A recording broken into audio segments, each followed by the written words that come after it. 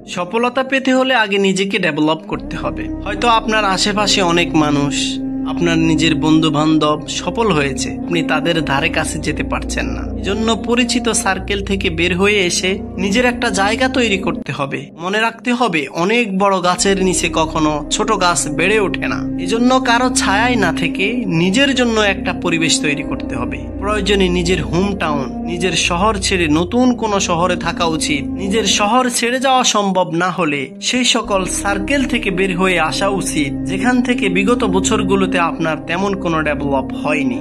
সফলতা পেতে হলে নিজেকে লুকিয়ে রাখতে হয়, মাঝে মাঝে পিছিয়ে যেতে হয়। দেখবেন যারা পেস বল করে তারা কিন্তু বল করার আগে অনেকটা পিছিয়ে যায়, যেন তারা আরো বেশি গতি নিয়ে বল করতে পারে। এজন্য সাময়িক পিছিয়ে যাওয়া, নিজেকে লুকিয়ে রাখা ব্যর্থতা নয়, বরং সফলতার জন্য ভিত্তি প্রস্তুত করা। হয়তো আপনাকে নিয়ে সমালোচনা করবে, আপাতত মুখ বুজে সমালোচনা সহ্য করুন। আপনি সফল হলে সেই সকল সমালোচনাকারীরাই একদিন আপনাকে বাহবা দেবে। মনে রাখতে হবে, সাকসেস ইন দ্য বেস্ট রেভেন্স।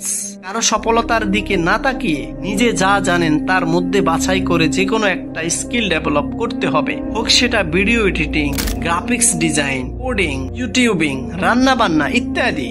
মনে রাখতে হবে, একটা ডিগ্রির চেয়ে একটা স্কিল বেশি প্রোডাক্ট। 6 মাস সময় নিয়ে টানা লেগে থাকুন। যে কোনো একটা মেন্টরকে বেছে নিন, তার গাইডলাইন অনুযায়ী চলুন, নতুন নতুন কোর্স করুন, ইউটিউবে ভিডিও দেখুন। অযথা টাকা অপচয় না করে অল্প অল্প করে টাকা জমিয়ে 1-2টি করে দেশ ভ্রমণ করুন। এতে করে আপনার প্রোফাইল আস্তে আস্তে আপডেট হবে, ইন্টারন্যাশনাল কালচার ডেভেলপ হবে, একদিন বড় দেশে যাওয়ার পথ সুগম হবে। পরিচিত সার্কেল থেকে বের হয়ে এসে প্রোডাক্টিভ মানুষের সাথে পরিচিত হন, যারা উদ্যমী এবং পরিশ্রমী এবং সৎ। অবশ্যই নিজের স্বাস্থ্যের প্রতি খেয়াল রাখতে হবে। যদি সম্ভব হয় জিম করুন অথবা বাড়িতে ব্যায়াম করুন। দেখবেন 6 মাসের মধ্যে আপনার স্বাস্থ্যের গঠন চেঞ্জ হয়ে গেছে। 6 মাসের মধ্যে শক্তিশালী হাত, পেশি, বহুল বুক এবং মজবুত পা পাবেন। কারণে আমাদের উচিত সব সময় আমাদের স্কিলকে ডেভেলপ করা, আমাদের চিন্তা ভাবনাকে ডেভেলপ করা, নিজেকে বড় করার স্বপ্ন দেখা, নিজের আশা আকাঙ্ক্ষা বড় করা, নিজের মন মানসিকতা বড় করা,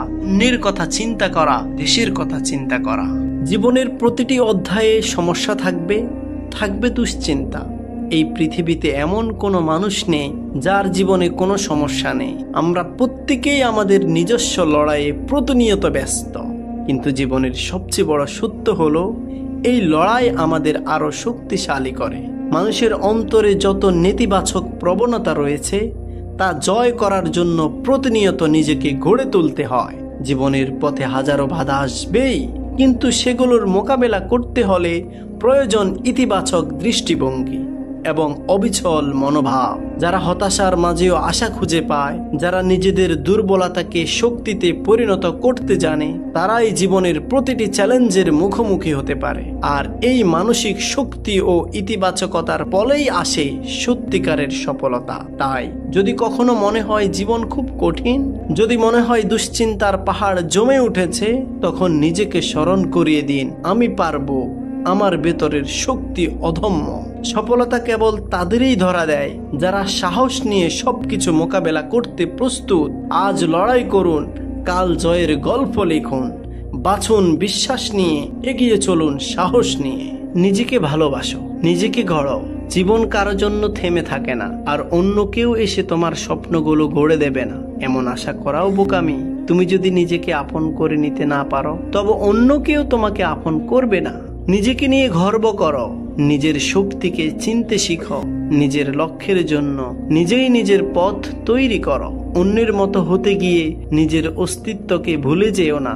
সমাজের মানদণ্ডে নিজেকে মানিয়ে নেওয়ার চেষ্টা না করে বরং এমন কিছু করো যাতে সমাজ তোমার নাম ধরে চিনতে বাধ্য হয়। সফলতা তোমার নিজস্ব পরিচয় তৈরি করে দেয়, আর এই পরিচয় কেউ তোমাকে দেবে না, সেটা তোমাকেই অর্জন করতে হবে। সময় খুব মূল্যবান। অন্যের জীবনে উকি দিতে গিয়ে নিজের জীবন নষ্ট করো না।